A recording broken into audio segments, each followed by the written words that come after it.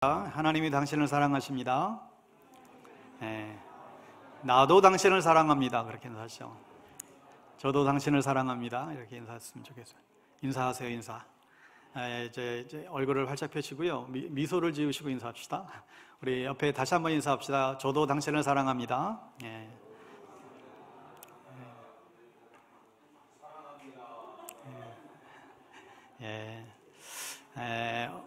오늘 우리에게 주실 하나님 말씀 나누죠. 데살로니가전서 1장. 데살로니가전서 1장. 우리 가능하면 3절부터 혹시 준비되나요? 데살로니가전서 1장.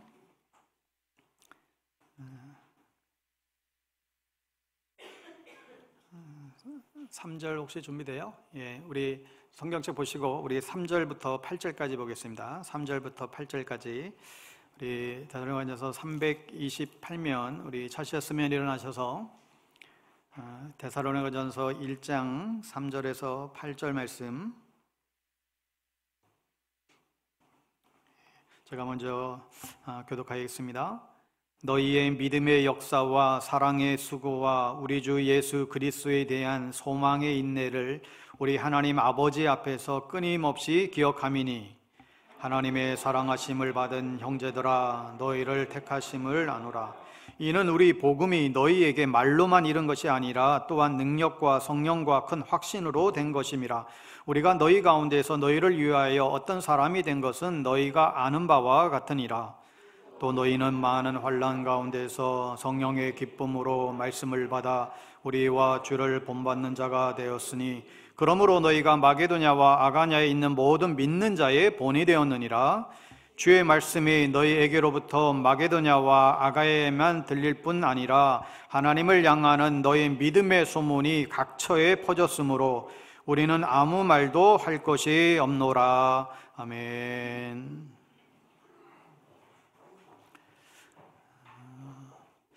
다시 사명을 새롭게 디자인해라. 두 번째 말씀 나누겠습니다.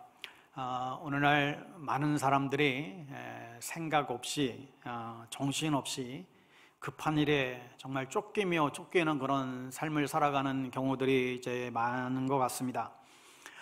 왜 사냐고 물으면 여러분은 무엇이라고 대답을 하시겠습니까? 어느 시인의 표현처럼 왜 사냐고 묻거든 그냥 웃지요. 뭐 이렇게 대답하시겠습니까? 여러분, 사명이 없는 삶은 무가치한 삶입니다. 그냥 생존을 위한 인생, 목구멍이 포도청이라고 돈 벌기 위하여 밥 먹고 살기 위하여 직장 가고 돈 주니까 일하고, 여러분 이러한 삶은 사실 우리에게 깊은 만족을 가져다 주지는 않습니다. 우리가 그리스도인이라면 더욱더 그렇습니다. 여러분에게 어떤 사명이 있으십니까? 5년 내에 빚 갚고 10년 내에 집 사고 이런 거 말고요. 또는 10년 내에 뭐 부장되고 5년 안에 내 사업장 더 늘려나가고, 여러분 이런 목적 말고 정말 제대로 된 사명이 있으십니까? 여러분의 인생 방향과 근본 목표를 정말 정해주는 그런 사명이 있습니까? 여러분의 선택에 있어서 정말 이것이 무엇이 중요하고 중요하지 않은지를 결정해주는 그러한 사명이 있으십니까? 우리가 그냥 사는 것이 아니라 이 사명에 헌신된 삶을 살아가기 위해서 우리에게 필요한 것이 무엇일까요? 무엇보다도 우리는 사명을 위해서 만들어진 존재임을 우리가 잊지 말아야 합니다. 에베소서 2장 10절 말씀을 같이 한번 읽겠습니다. 같이 보죠. 우리는 그가 만드신 바라 그리스도 예수 안에서 선한 일을 위하여 지으심을 받은 자니 이 일은 하나님이 전에 예비하사 우리로 그 가운데서 행하게 하려 하심이니라. 우리는 하나님의 선한 일을 위하여 지으심을 받은 자다. 우리는 하나님이 의도하신 좋은 일, 하나님이 보시기에 참 기쁜 일, 다시 말해서 선한 사명을 위하여 우리는 지음을 받았고 선한 목적을 위해서 우리는 지음을 받았다 말씀하고 있지요. 리오레 목사님의 잘 아는 목적이 이끄는 삶, 그 책의 부제는 도대체 나는 왜 여기에 있는가라는 부제가 달려 있습니다. 나는 도대체 왜 여기에 있는가? 여러분, 이 책이 그렇게 많이 팔린 것은 사람들이 궁금한 거예요. 도대체 나는 왜 여기에 있지? 나는 왜 여기에 있고 왜 나는 살아가고 있는가? 나는 왜 이 가정에, 나는 이 직장에, 나는 이 교회에, 이 일터에 있는가? 그래서 그 책의 제목대로 목적에 이끄는 삶을 살고 싶은 거였지요. 그래서 수많은 비그리스도인조차도 이 책을 굉장히 많이, 사실 성경으로 거의 도배되다시피 한 책인데도 비그리스도인들이 그렇게 많이 읽은 바가 되었습니다. 인간과 달리 동물은 사명을 위해서 만들어지지 않았기 때문에 동물에게는 어떤 목표나 어떤 비전이나 그런 동경 이런 게 전혀 없지요. 독수리가 날개를 쫙 펴고 창경을 나르는 것을 보게 되면 굉장히 멋있게 보일 수 있을지 모르겠지만 사실 독수리에게는 더 이상의 의미가 없어요. 그저 배가 고파서 먹이를 갈취하기 위하여 긴 창공을 나르는 것이죠. 그리고 먹이를 낚아채면 그것으로 만족합니다. 더 이상의 다른 게 없어요. 그러나 인간은 다르죠. 먹고 사는 문제가 아무리 해결된다 하더라도 우리에게는 여전히 그 이상에 대한 갈망이 있어요. 사명에 대한 어떤 갈망이 있죠. 왜냐하면 우리는 사명을 위해서 만들어진 존재이기 때문에 그렇습니다. 하여 내 삶에 대한, 하나님에 대한 어떤 목적을 발견하게 될 때 우리는 그때 비로소 참된 만족을 우리는 얻게 됩니다. 2010년에 리우 올림픽에서 개인 통상 올림픽 그 메달을 22개나 땄던 이 마이클 펠퍼스라고 하는 수영 황제, 여러분 기억하십니까? 한 선수가 딴 메달 수가 한 나라가 딴 메달 수보다 많은 정말 엄청난 선수였지요. 그런데 이 사람이 그렇게 많은 금메달을 따고도 부와 명성을 얻었지만 그게 그의 마음에 크게 차지하지 않은 것 같습니다. 그의 마음을 채워주지 못한 것 같아요. 여전히 마음이 공허하고, 그래서 이 공허함을 메꾸기 위해서 마침내 마약에 손을 대고 난잡한 파티를 벌이고, 2009년에는 마리아나에 걸리고 스캔들에 휘말리고 2014년에는 음주운전으로 2번이나 이제 붙잡히면서 결국은 자기가 쌓였던 그 모든 명성이 하루아침에 무너져버리는 결과를 초래했습니다. 이제는 그 자신이 이제 자신의 삶은 더 이상 되돌릴 그런 일이 없다라고 생각하고 이제 자신의 인생이 다 끝이 났다 생각하고 그는 우울증에 시달리고 자살 충동에 사로잡힙니다. 정말 수영계에서는 이 마이클 펠퍼스를 수영계의 신이라고 그렇게 불릴 만큼 대단했던 선수였는데 정작 자기 자신에게는 아무런 자존감이 없었던 거죠. 그러면서 식사와 수면을 전혀 하지 못하고 일주일 내내 자살만 생각했어요. 그런데 그런 친구에게 그의 오랜 친구였던, 그리고 그리스도인이었던 미식 축구였던 레이 루이스라고 하는 사람이 그에게 손을 내밀어요.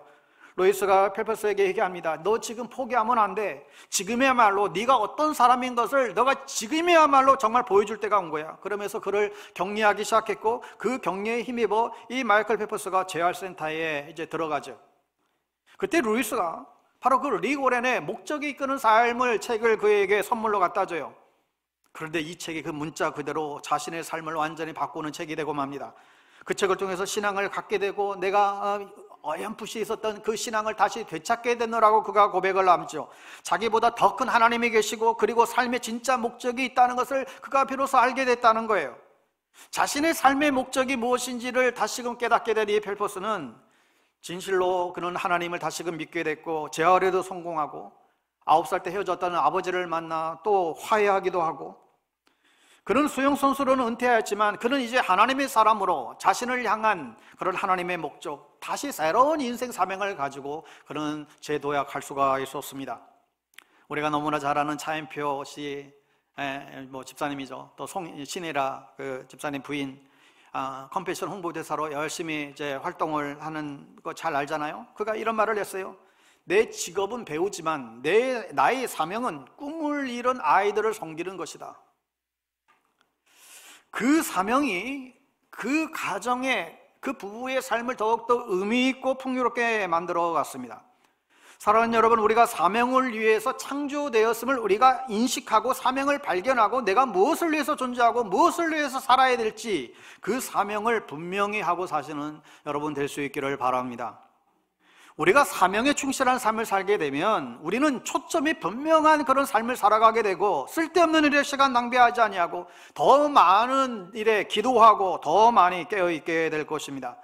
사명이 이끌리는 삶이 이만큼 중요하기 때문에 오늘도 이어서 이 사명에 대해서 다시금 말씀을 이어가고자 합니다. 여러분 지난주 말씀 기억하시나요? 지난주 말씀 뭐였나요? 내용은 둘째치고 무슨 얘기를 했는지 전혀 생각조차 못하시는 표정도 계신 것 같은데 괜찮습니다. 상처받지 않습니다. 반복하지 않으면 결코 배움은 일어나지 않는다는 명언이 있기 때문에 다시 얼마든지 반복해 드릴 수 있어요. 지난주 어떤 얘기 나눴습니까? 사명에 대해서 첫 번째로 하나님께서 내게 주신 이 목적을 발견하고 거기에 헌신해야 된다 했죠. 두 번째는 뭐였어요? 사명 성취를 방해하는 사단의 그 유혹을 물리쳐야 된다. 그리고 헌신에 뒤따르는 행동, 구체적인 행동이 있어야 된다라고 했습니다. 여러분, 그 사명을 제 한자어로 보니까 심부름 사자에 목숨 명자를 쓰고 있어요. 그러니까 뭐예요? 하나님께서 나에게 심부름 시키기 위해서 이 땅에 나를 보냈다라는 거예요.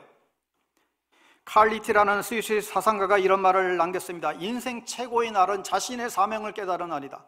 자기의 인생 사명을 깨달은 날이 인생 최고의 날이라는 거예요. 그러면 그때부터 모든 게 달라져요. 세상을 바라보는 관점, 시각, 이를 대하는 태도도 달라지고. 근데 다만 내가 그것을 사명으로 여기지 못하는 게 이제 힘든 것이죠. 그런데 하나님이 나를 그곳에 하나님의 심부름꾼으로 보내었다라고 하는 것을, 이 깨달음이 굉장히 중요한데, 여러분, 내가 처해 있는 그곳이 때로는 굉장히 힘들 때 우리는 이 핑계 저 핑계 대면서 이거는 내 자리가 아닌 것 같아, 이거는 아닌 것 같아요, 나는 못해요, 나는 안 갈 거예요. 여러분, 이런 게 아니고 한번 제가 해볼게요. 실력은 부족하지만 주님 지혜 구하면서 한번 해볼게요. 하나님이 나에게 도와주실 거예요. 한번 제가 해볼게요. 여러분, 이런 모습이 이제 필요하다는 거예요. 주님께 나를 내어드리는 사람이죠. 주님, 내가 여기에 있습니다. 저를 사용해 주세요. 제가 부족하지만 한번 해볼게요. 이런 사람을 주님 원하신다는 거예요. 그런 사람을 통해서 역사하시죠. 여러분, 우리 교회 안에 정말 교회를 사랑해서 헌신하는 성도들이 많아지게 되기를 바랍니다. 말은 누구나 할 수 있습니다. 근데 이게 말에서 그치지 않고 행동으로 나타내 보여야 됩니다. 그것이 교회를 헌신하는 성도의 모습이죠. 평화로운 지들이 살고 있는 마을에 고양이 한 마리가 어느 날 나타났습니다. 평온했던 마을에 순식간에 전쟁터로 바뀌고 말았죠. 여기저기서 죽어가는 쥐들이 생겨나기 시작하고 그 평화로운 마을에 지금 긴급 회의가 열렸습니다. 어떻게 하면 이 위기를 극복할 수 있을지, 어떻게 하면 우리의 이 평화로운 이 마을을 지킬 수 있을지, 이 쥐들이 모여서 지금 여러 가지 방안들이 제기가 되었죠. 그러나 어느 것 하나 신통치가 않았는데 아주 젊은 스마트한 쥐가 손을 들고 제안을 합니다. 제가 좋은 생각이 있습니다. 고양이 목에다가 방울을 달면 해결될 것 같습니다. 고양이 목에다가 방울을 달면 고양이가 움직일 때마다 딸랑딸랑 소리가 나니까 우리는 그 소리를 듣고 재빨리 피할 수 있고 더 이상의 피해를 멈추게 될 것입니다. 그러자 모두가 참 기발한 발상이라고, 그러면 되겠다고. 그런데 문제가 뭐예요? 고양이 목에 누가 방울을 달 것인가의 문제. 자기의 목숨을 걸고 희생을 각오하고 고양이 목에 방울을 달 그 쥐 한 마리가 없는 게 문제죠. 여러분, 우리 교회는 어떨까요? 어떤 상황 속에서 누군가가 그것을 담당할 사람들이 필요한 것인데 말은 많은데 누구도 나서지 않는다라고 한다면 아무런 역사도 우리는 변화도 기대할 수 없게 될 것입니다. 여러분, 바라기는 우리 모두가 사명을 자각하고 자기 신분에 맞게, 직분에 맞게 헌신할 수 있기를 진심으로 바랍니다. 그때 비로소 우리에게 기쁨과 변화를 경험하게 되는 것이죠. 오늘 이어서 우리가 그리스도인과 우리 교회를 향한 이 사명에 대한 교훈을 다시 한 번 더 몇 가지 살펴보기 원하는데, 여러분, 예전에 미친 존재감이라고 하는 표현을 우리가 종종 썼어요. 미친 존재감. 자신에 속한 어떤 영역에 있어서 정말 그 사람이 없어서는 안 되는, 정말로 필요한, 정말 감초와 같은 그런 중요한 사람을 우리가 가리킬 때 아주 미친 존재감이라는 표현을 우리가 했습니다. 여러분, 그렇다면 여러분은 한 사람의 그리스도인으로서 세상 속에서 미친 존재감을 나타내고 있을까요? 안타깝게도 한국 사회에서 교회의 존재감이 점점 사라지고 있죠. 어떻게 하면 우리가 이 교회가 존재감을 가질 수 있을까요? 무엇이 우리 교회를, 무엇이 우리 한 사람 한 사람의 그리스도인들이 미친 존재감이 넘치는 그런 삶을 우리가 살아갈 수 있을까요? 우리가 아주 멋있는 건물을 지으면 여러분 될까요? 아주 멋진 건물을 지으면 교회가 아주 살아날 것 같은가요? 물론 건물도 필요에 따라서 또 그 시대의 문화에 맞게 건물도 필요할 수 있습니다. 그러나 건물이 본질적인 존재감을 드러내고 높여줄 수 있을까요? 건물이 교회의 본질적인 그 존재감을 높이는 데에 유용하게 쓰일 수 있을까요? 꼭 그렇지만은 않은 것 같아요.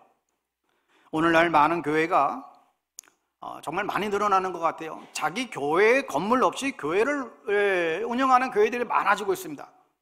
교회가 돈이 없어서가 아니라 교회가 재정이 풍성한데도 불구하고 교회가 나가야 될 방향과 정책에 맞게 학교에서 예배를 드리는 교회들도 있고 공공기관의 건물을 빌려서 예배를 드리는 그런 교회들도 많아지고 있어요. 교회 건축에 들어가는 비용을 하나님 나라의 공공선을 위해서 사용하는 데 다 돌려버린 거예요. 왜 그렇습니까? 더 이상 교회는 건물이 아님을 알고 교회가 어떤 곳인지 그들의 사역과 가치에서 그걸 드러내는 것이죠. 그러니 사실 교회를 새롭게 건축한다고 교회의 존재감이 높아지는 것은 결코 아닌 문제입니다. 그보다는 오히려 그 교회가 가지고 있는 그 교회의 가치와 사명이 어디를 향하고 있는가가 더 중요한 문제로 오늘 이 시대는 작용되는 것 같습니다. 가까운 예로 근처에 있는 아주 S교회 대형교회가 있잖아요. 그러나 사실 그 교회는 건축하고 나서 강남의 부유층들을 포커스로 맞춰서 사실 지었기 때문에 그쪽에 사람들이 많이 몰릴 것을 그렇게 예상하고 했지만 사실 결과적으로 오히려 한국 사회와 교회 속의 그 존재감에 있어서 더 사실 실추를 하고 말았어요. 어떻게 하면 교회의 존재감을 높일 수 있을까? 사실 한국 교회만큼 교회 안에 유력한 인사들이 많은 집단도 사실 없습니다. 그런 종교가 없어요. 우리는 장로 대통령을 지금 2분이나 그렇게 배출을 했습니다. 강남의 가장 큰 충령교회, 소망교회에서 장로님들이 다 대통령을 이제 했죠. 기독교 신앙을 가진 기독교 국회의원들 가운데에 제가 살펴봤더니 그전에는 더 많았는데 20대, 21대, 지금 22대인가요? 22대 지금 다 30%가 넘어요. 강남에는 더 많이 집중되어 있어요. 기독교 국회의원들이. 그럼에도 존재감은, 교회의 존재감은 바닥이죠. 그럼 돈이 많으면 존재감을 가질 수 있을까요? 정말 돈이 많은 교회들이 있습니다. 정말 화려하고 정말 돈 많은 교회들, 부자 교회들 많아요. 그렇지만 그것이 그들의 존재감을, 교회의 존재감을 높여주고 있지는 않는 것 같아요. 오히려 돈 때문에 싸움이 나고 오히려 돈 때문에 많은 갈등을 초래하고 추락하는 교회들도 있습니다. 그러면 무엇이 교회의 존재감을 높여줄 수 있을까? 무엇이 여러분 각 개인의 정말 미친 존재감을 나타내는 그리스도인으로 우리가 서게 할 수 있을까? 저는 오늘 바울의 한 편지에서 나타난 이 데살로니가 교회의 모습을 보면서 이 부분에 대한 생각을 나누기를 원합니다. 데살로니가 교회는 한마디로 미친 존재감의 교회였어요. 바울이 2차 선교 여행 때 데살로니가 지역에 세운 교회인데 아주 신생 교회임에도 불구하고 그 존재감은 대단했습니다. 그리스 지역은 말할 것 없고 온 지역에 그들의 믿음의 소문이 퍼져나간 거예요. 오늘 본문 6절 8절을 다시 보세요. 또 너희는 많은 환난 가운데서 성령의 기쁨으로 말씀을 받아 우리와 주를 본받은 자가 되었으니 그러므로 너희가 마게도냐와 아가에 있는 모든 믿는 자의 본이 되었느니라. 많은 환난 가운데서도 말씀을 받아서 주를 본받는 자가 되고 믿는 자의 본이 되었다. 그래서 이들이 하나님을 향한 그 믿음의 소문이 각지에 그렇게 퍼져나간 거예요. 미친 존재감의 교회가 된 것이죠. 그렇다면 이 교회를 그렇게 만들었던 그 요인이 어디에 있습니까?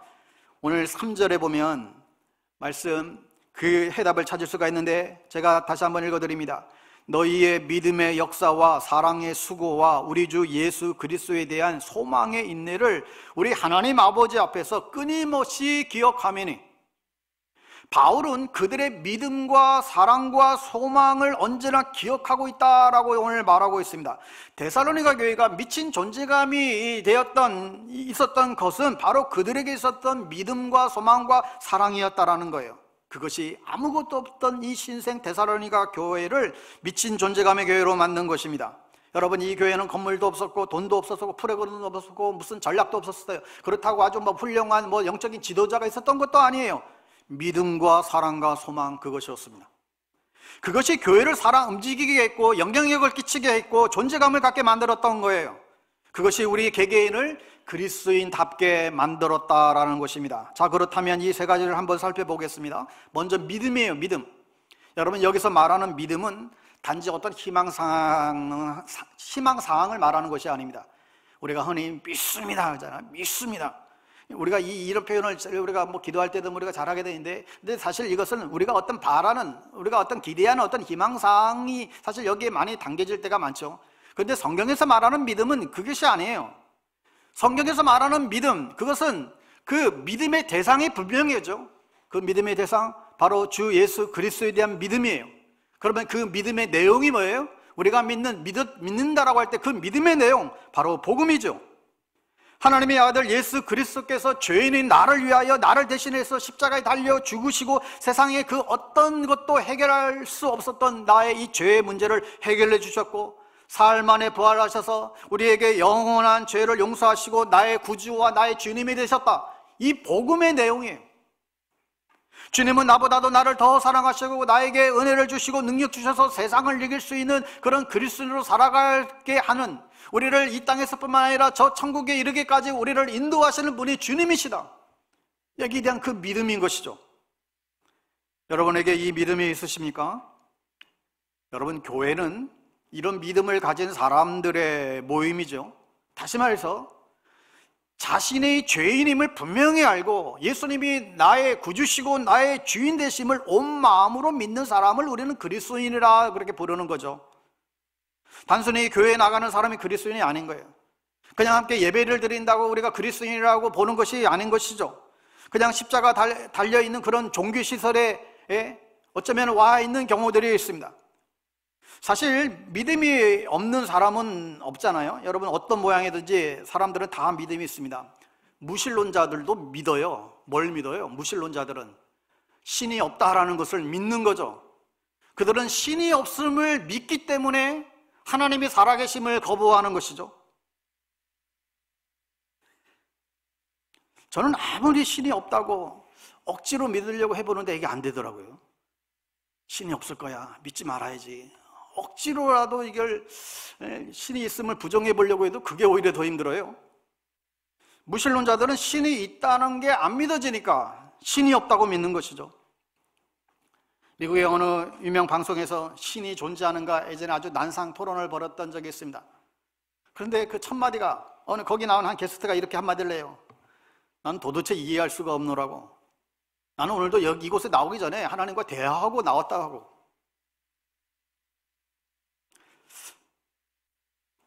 여러분, 물론 교회 모임에 예수님을 믿지 않거나 다른 믿음을 가진 사람들도 얼마든지 교회 안에 올 수가 있고, 저는 그 부분들을 정말로 환영하고 그분들을 반기고 귀하게 여깁니다. 안 믿는 사람들이 교회에 와서 복음을 듣고 예수를 알아가고 믿게 되는 일들이 정말 많았으면 좋겠어요.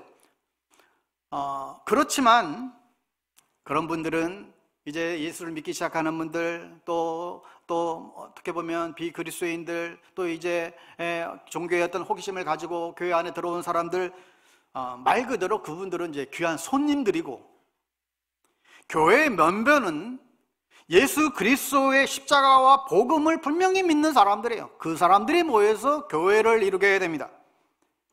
여러분들은 아마 이 교회라면 다 그런 믿음 있는 게 아니에요. 뭐 말할 수 있을지 모르겠어요. 근데 종교 동아리와 같은 교회들도 많습니다. 자기들끼리 모여가지고 자기들끼리 좋아하고 재미있게 너무너무 재미있게 노는 교회들도 많아요. 철마다 모여 놀러 다니고 그것을 즐기는 교회들도 많습니다. 물론 그런 교제들도 성도 안에 교제 너무너무 필요한데, 교회의 사명을 이루기 위해서는 아무것도 하지 않아요.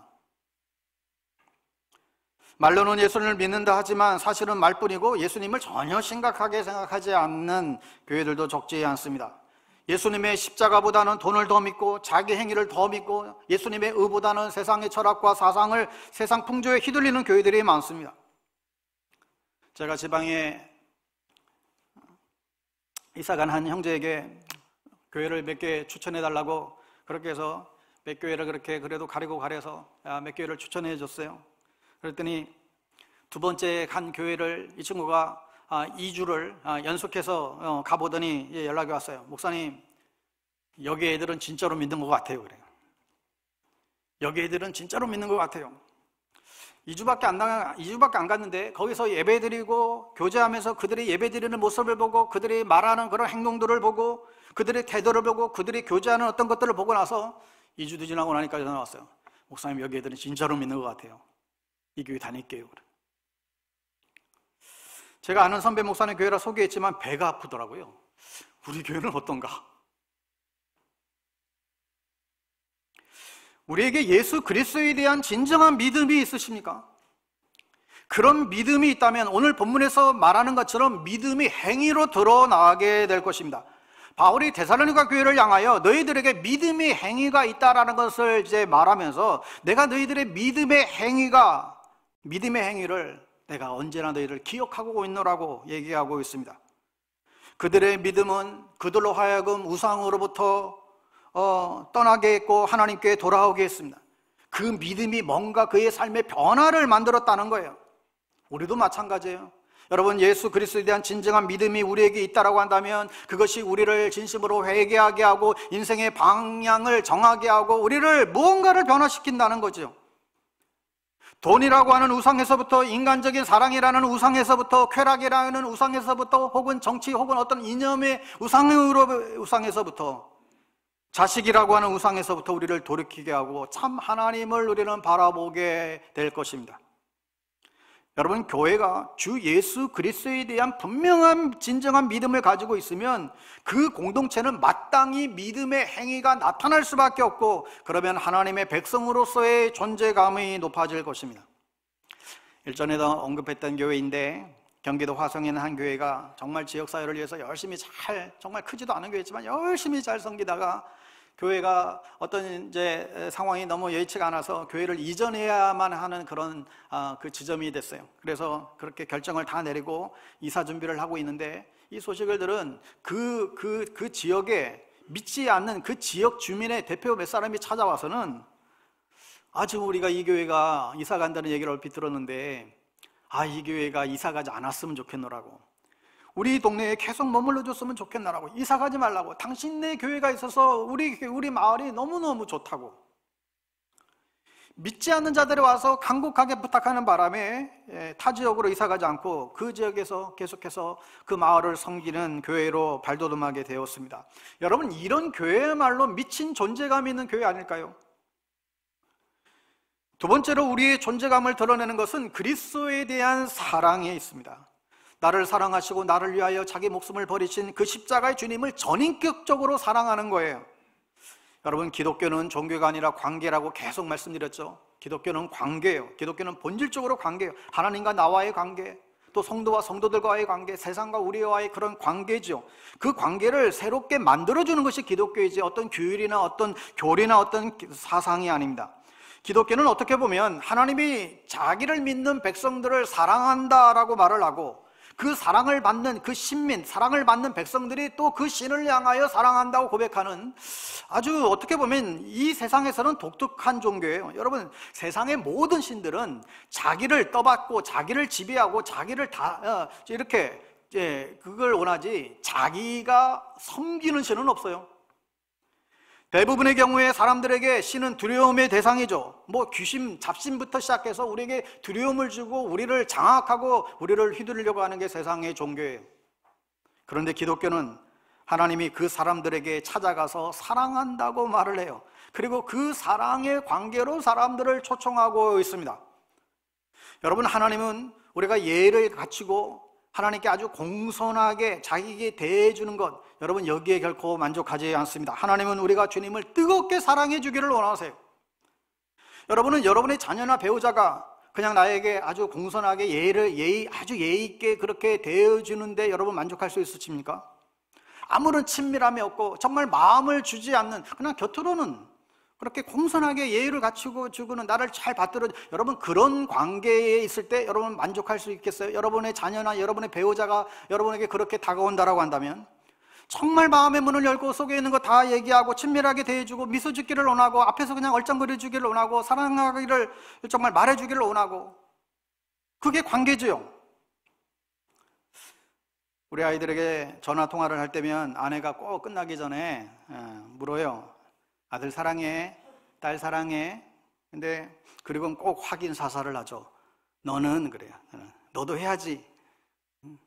주에 같으면 응 엄마 사랑해. 그래 한 번에 가는데, 우리 다른 애들은 내도 아니고 얘도 아닌 이상한 신음소리를 내고 끝나요. 그래도 굉장히 굽히지 않고 계속 확인받고 싶어하는 엄마의 본성이 나오죠. 그래도 좋아지고 있어요. 근데 이걸 듣고 싶은 거예요. 때로는 문자를 길게 보내는데 냉 하고 딱 와요. 냉. 근데 거기다가 어쩌다가 가끔 하트라도 하나 이렇게 냉하고 하트 하나 달아주면 그것 때문에 오늘 살아갈 힘을 얻는 것이죠. 어쩌다가 찍어준 그 하트 때문에 바보처럼 하루 종일 실실거리는 게 이게 뭐 부모 마음 아니겠어요? 우리 주님의 마음도 그렇습니다. 우리와 단지 부담 없는 관계가 아니라 정말 사랑을 나누기를 원하는 것이죠. 친밀하기를 원해요. 여러분, 주님을 사랑하십니까? 한번 생각해 보세요. 여러분, 아마도 이것은 주님이 우리에게 정말로 묻고 싶은, 알고 싶은 관심사이기도 할 것입니다. 여러분 기억하십시오. 교회가 존재감을 드러내려면 예수 그리스도에 대한 사랑으로 우리는 충만해야 됩니다. 그냥 믿는 것으로 끝나는 것이 아니라, 그냥 아는 것으로 끝나는 것이 아니라 정말 사랑함으로 마음이 뜨거워지고, 정말 주님 사랑해요. 정말 주님 생각만 해도 내 마음이 좋거든. 예수를 생각만 해도 내 마음이 좋거든. 찬양 가사처럼. 그러면서 주님 앞에 나갈 수 있어야 됩니다. 이게 너무너무 중요해요. 왜냐하면 거기서 모든 사랑이 파생되기 때문에 그래요. 여러분, 내 배우자를 정말로 더 잘 사랑하기 원한다면 여러분 주님을 사랑해야 됩니다. 우리 자녀를 정말로 사랑하려면 세상에서 자기 자녀 사랑하지 않는 부모가 어디 있겠어요? 그런데 그 사랑이 삐뚤어진 잘못된 사랑들이 너무나 많은 것이죠. 우리가 정말로 자녀를 사랑하기 원한다면 우리는 주님을 제대로 먼저 사랑하셔야 됩니다. 데살로니가 교회 경우에 그들은 수고로운 섬김의 결과를 낳았습니다. 바울은 그들에게 사랑의 수고를 언제나 기억한다고 했습니다. 우리가 누군가를 참으로 사랑하면, 여러분 누군가를 위해서 참으로 사랑하면 그를 위해서 우리는 헌신하려고 하고 희생하려고 하고 기꺼이 고생을 감내하려는 그런 마음이 생기죠. 쉽게 이 사랑을 생각할 때 여러분 무엇보다도 여러분 우리가 엄마와 우리 자녀들의 그 사랑의 관계를 여러분 쉽게 생각할 수 있죠. 엄마는 여자보다 강하다 이런 말 있죠. 엄마는 여자보다 강하다. 엄마는 정말로 여자보다 강한 것 같아요. 여러분, 그런데 아이를 낳고 키운다는 게 이루 말할 수 없는 많은 수고와 사랑의 수고가 필요하죠. 정말 육아는 사랑 없이는 정말 감당하기 힘든 일일 수 있는 것 같습니다. 생각해 보세요. 이제 아기를 처음 낳았을 때 2시간마다 밤이든 낮이든 깨가지고 수유해야지, 냄새나는 똥기저귀 치워야지, 알 수 없는 그냥 울어댔짐에 어떻게 뭐 대응할 수도 없고, 애를 태우고 뭐 원수가 때로는 따로 없잖아요. 그럼에도 불구하고 그 아이를 아무 대가도 없지만 사랑하니까 그 아이를 돌보잖아요. 육아가 힘들지만 그 이상이 주는 기쁨이 있기 때문에 그 출산의 그 고통을 잊어버리고 또 아이를 낳는 것이죠. 데살로니가 교회는 예수님을 뜨겁게 사랑했기 때문에 9절에 보면 살아계시고 참되신 하나님을 섬겼다 그랬어요. 사랑의 수고를 했다는 거예요. 시간을 내고 물질을 드리고 교회 와서 봉사하고 하나님의 백성을 돌보고 하나님이 관심 있어 하는 일에 그들은 최선을 다했습니다. 여러분은 주님을 사랑하십니까? 우리 교회는 정말로 주님을 사랑하는 공동체입니까? 내가 주님을 사랑하고 공동체를 사랑한다는 것을 우리는 어떻게 증명할 수 있을까요? 어떤 사랑의 수고를 해오셨습니까? 일전에 교회에서 우리 성경 공부하다가 어느 한 지체가 자기가 주님을 사랑한다고 해왔는데 주님을 사랑한다면 그 증거를 한번 적어보라 그랬어요. 그런데 한참을 시간을 줘도 하나도 없대요. 그냥 말로만 사랑했다고 아무런 헌신도 희생도 없었느라고, 하나님이 나에게 안 해준 것만 생각하고 불평만 하기에 바빴느라고 그렇게 고백하는 것을 보았습니다. 여러분, 정말로 우리가 진실로 우리가 주님을 사랑하십니까? 이 질문에 대답할 수 있어야 됩니다. 만약에 그렇지 않으면 우리는 이 주님에 대한 사랑을 회복해야만 합니다. 왜냐하면 그것이 우리로 하여금 정말로 주님이 원하는 삶을 살게 만들고 사랑의 수고를 하게 만들고 세상 가운데에서 정말 미친 존재감으로 드러내주기 때문에 그렇습니다. 마지막으로 우리의 존재감을 드러내 높여주는 것은 소망입니다. 믿음, 사랑, 소망이에요. 여러분, 여기서 소망은 그냥 어떤 희망사항이 아니라 예수님의 재림에 대한 소망을 얘기하고 있습니다.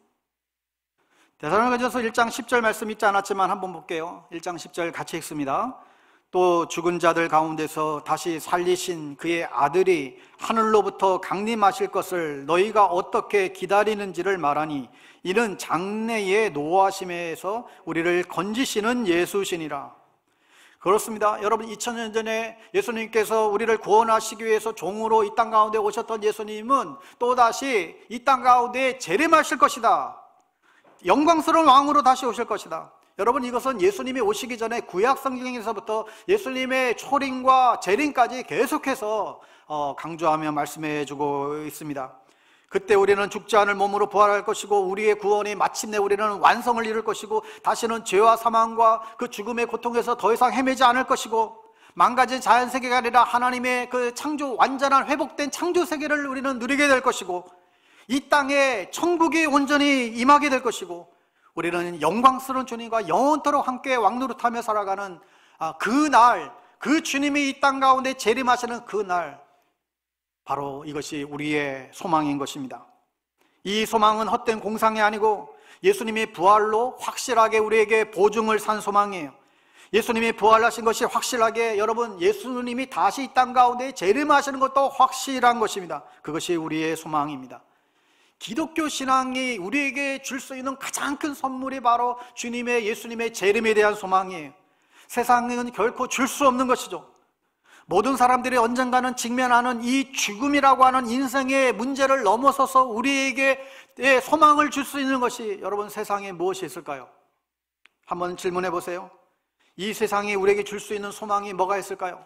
세상에 줄 수 있는 소망, 어떤 소망이 우리에게 줄 수 있을까요? 기껏해야 잠깐의 소망이에요. 기껏해야 잠깐의 성공이죠. 기껏해야 좋은 아파트, 기껏해야 외제차죠. 기껏해야 더 나은 연봉이죠.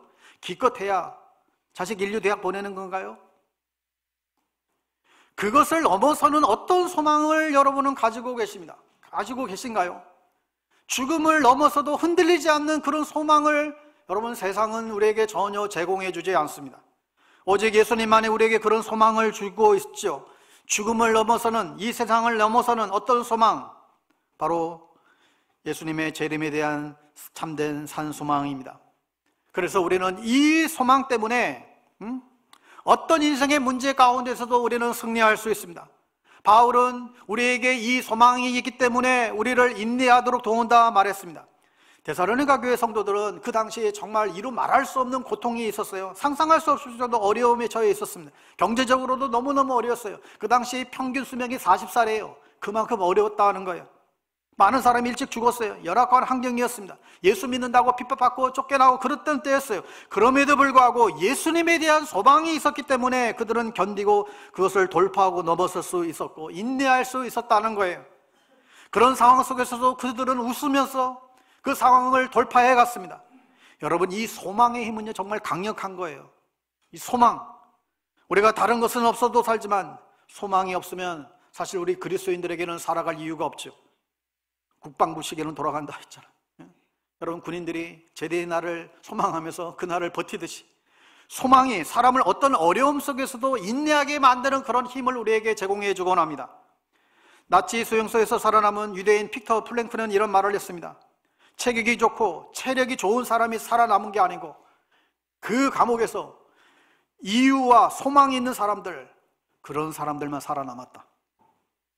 여러분들에게 흔들리지 않는 소망을 갖고 계신가요? 여러분들은 무엇을 바라보면서 여러분 오늘을 살아가고 있습니까? 다시 오실 주님을 여러분 기대하며 소망 가운데 여러분 나아가고 계십니까? 여러분, 안타깝게도 오늘날 현대인들은 이 주님의 재림에 대한 소망을 너무나 잃어버리고 살아요.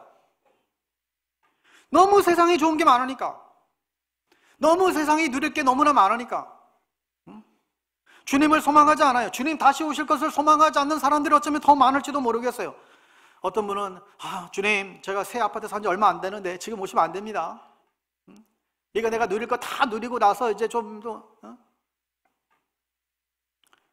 여러분, 과거의 교회는 가진 것이 별로 없었지만 소망이 있었기 때문에 강력했고, 오늘 현대의 교회는 가진 것 다 가졌지만 소망을 잃어버렸기 때문에 다 무기력한 거예요.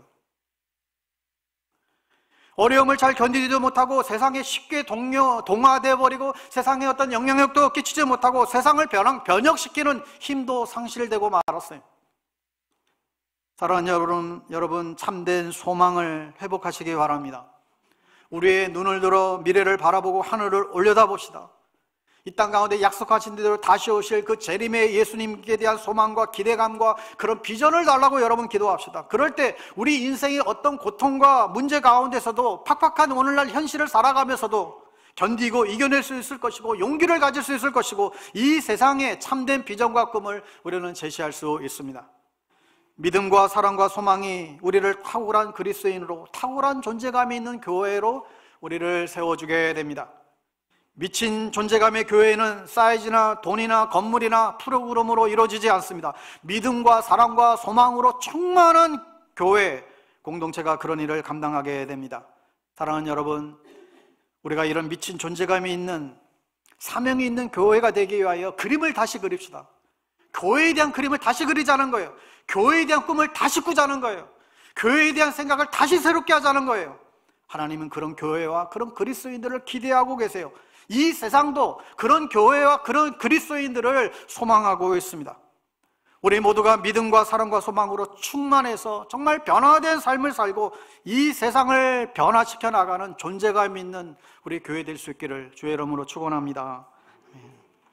우리 함께 우리 찬양하고 함께 기도했으면 좋겠습니다. 정말 세상 가운데에 정말 남은 소망은 예수밖에 없고 정말 교회밖에 없고, 이것이 우리의 믿음과 또한 우리의 삶을 통하여서 정말 증명이 되기를 정말 원합니다. 오늘 정말 예수님 우리의 마지막 유일한 소망 되신 다시 한번 우리가 고백하며 찬양하기 원합니다.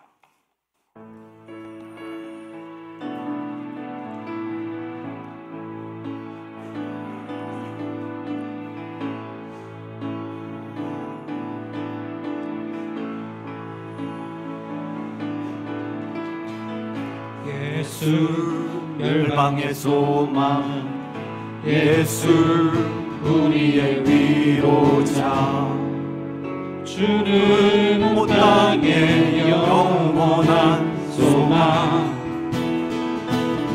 예수 어둠 속의 빛, 예수 변함없는 진리, 주는 온 땅의 빛이 되시네. 우리 위에 죽으시고 다시 사신 생명의 주님만이 소망이요 변함없는 반성이라. 주님만이 온 세상을 비추시네. 또 죽음에서 부활하신 우리 구주 영광의 왕, 주를 믿는 모든 자의 소망 되신 주를 믿네. 주님만이 소망이요 변함없는 반성이라. 주님만이 온 세상을 비추시네. 또 죽음에서 부활하신 우리 구주 영광의 왕, 주를 믿는 모든 자의 소망 되신 주를 믿네. 주님만이 소망이요 변함없는 반성이라. 주님만이 온 세상을 비추시네. 또 죽음에서 부활하신 우리 구주 영광의 왕, 주를 믿는 모든 자의 소망 되신 주를 믿네.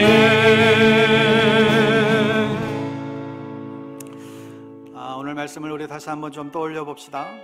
정말 여러분 인생에 혹시라도 공허하십니까? 여러분, 우리가 단순히 생존이 아니라 정말 하나님이 우리에게 부여주신 그 미션을 위해서 우리가 지음받았다는 사실을 우리가 인식하십시다. 그것이 사명을 위해서 살아가는 우리의 첫걸음이 될 것입니다. 또한 여러분은 그리스도인으로서 존재감을 갖기를 원하십니까? 우리 교회가 이 세상 가운데서 정말 미친 존재감이 있는 교회로 우리가 우뚝 서기를 원하십니까? 정말 나에게 믿음의 주 예수 그리스도에 대한 그 믿음과 그 주님에 대한 그 사랑과 다시 오실 그 재림에 대한 그 소망이 여러분에게 있습니까? 여러분 스스로를 여러분 돌아보시며 그렇게 기도합시다. 하나님, 우리의 믿음을 도와주십시오. 또한 우리 교회를 위해서 그렇게 기도하십시다. 우리 교회가 정말 작지만 정말 강한 교회가 될 수 있도록, 대단한 어떤 것을 자랑하는 교회가 아니라 정말 믿음과 사랑과 소망이 충분한, 정말 충만한 교회가 될 수 있도록, 그것으로 세상 가운데에서 미친 존재감을 드러내는 교회, 그런 그리스도인 될 수 있도록 우리 자신과 우리 교회를 위하여 우리가 마음을 합하여 이 시간 함께 기도하기 원합니다. 기도하겠습니다. 하나님 아버지 주님, 오늘도 하나님 우리 가운데에 하나님 우리가 어떤 삶을 살아가야 될지, 우리가 어떤 사명을 가지고 살아가야 될지, 또한 우리를 통해서 주님께서 어떤 삶을 원하시는지 하나님 바라보게 해주셔서 감사합니다. 하나님 아버지, 진실로 하나님, 우리가 아무런 의미 없이 살아가는 존재들이 아니라, 하나님 우리가 어떤 꿈을 우리가 이루며 살아가는 존재들이 아니라, 이 세상에 썩어질 것을 향하여 우리가 꿈을 내는 존재들이 아니라, 진정 영원토록 없어지지 않는 그 가치와 그 영광을 아버지 바라보며 살아가는 하나님, 그런 우리의 삶이 되어질 수 있도록 주님 인도해 주십시오. 아버지 하나님, 그렇게 살아가기에 하나님 우리를 통하여, 우리의 삶을 통하여, 또한 우리 교회를 통하여 세상 가운데 정말 존재감 있는 그런 교회로 하나님 우뚝 서게 될 것을 분명히 믿습니다. 오 하나님 아버지, 그렇게 저희들을 붙들어 주십시오. 주님, 우리가 그렇게 아버지 하나님의 정말 존재감 있는 교회로 우뚝 설 수 있도록 주님 도와주십시오. 유명무 생각이 그렇게 있는 그런 교회가 아니라, 아무런 의미 없이 그렇게 존재하는 그런 교회가 아니라, 세상 가운데 참된 아버지 하나님, 이 세상의 방향을 결정해 나가는 하나님의 교회가 되어주시고, 그런 그리스도인들이 한 사람 한 사람 다 되어줄 수 있도록 하나님 우리를 도와주시옵소서. 우리가 말로만이 아니라 하나님 우리의 삶으로 주님 앞에 헌신되어주고, 주님 앞에 그렇게 충성되어지는 그런 삶을 살아가는 우리 모두가 되어줄 수 있도록 은혜의 은혜를 더하여 주시옵소서. 주님께서 행하실 일들을 아버지 기대합니다. 주님께서 행하실 일들을 아버지 소망합니다. 주님 역사해 주시고 주님 인도하여 주시옵소서. 주의 이름을 찬양합니다. 하나님 아버지, 우리에게 사명을 주시고 또 그 사명을 따라 살아가게 하심에 감사합니다. 오늘 이 시간 사명을 깨닫는 우리 인생 최고의 날이 되게 하여 주시옵소서. 미친 존재감의 그리스도인, 미친 존재감의 교회가 되기 위하여 우리 안에 예수 그리스도에 대한 그 믿음과 그 주님에 대한 그 사랑과 또 재림에 대한 소망이 넘쳐나게 해 주시고, 사명 따라 살아감으로 주의 영광이 우리의 삶과 우리 교회 가운데에 영원토록 넘쳐날 수 있도록 은혜를 더하여 주시옵소서. 예수님의 이름으로 기도합니다. 아멘.